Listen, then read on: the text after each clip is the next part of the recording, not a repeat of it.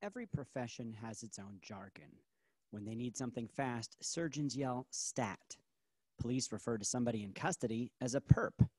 And journalists call the introductions to their stories leads. The lead is often just a single sentence, and it's hard to get it just right. The right lead has to be compelling enough to hook you into reading the rest of the story, but comprehensive enough to summarize it in case you don't. In the earliest American newspapers, there were no leads. The story often began by noting that a sailor on a ship that had recently docked had some news and spent quite a bit of time getting to the point. But the invention of the telegraph in the 1840s changed that. Instead of waiting around for sailors to bring the news, you could send it across the country in no time at all. Early telegraphs were unreliable. Wires were often strung from trees and vulnerable to being knocked out by wildlife or even just a strong wind. Journalists sending the news had to be sure to send the most important information first.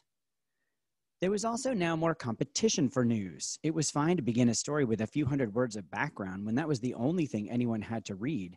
But now that they had other options, you had to get readers' attention fast. Founded in 1846, the Associated Press pioneered this new form of writing.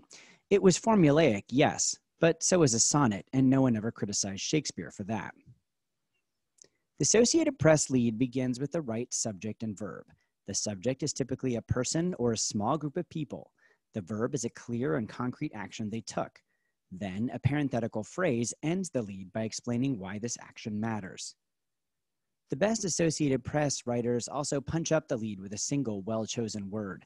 That could be an evocative description like howling and shrieking. It could be an adjective like dusty. Or it could be a more descriptive verb. If you work in a newsroom, you'll hear two things about your leads. First, your lead sucks. Every journalist hears this on a regular basis from their editor. The correct response is, how can I fix it? The second is, you buried the lead. That means you put the most interesting part of the story down in the 14th graph or paragraph instead of in the lead. Whatever you do, don't bury the lead. Don't go away. It's time for a bonus grammar minute. Today's subject, two-word descriptions. The rule, use a hyphen to connect two-word descriptions to avoid confusion. The prime example here is small business owners. Are they owners of small businesses or small owners of businesses? Examples. Although he was a well-known citizen, he ended up a slave.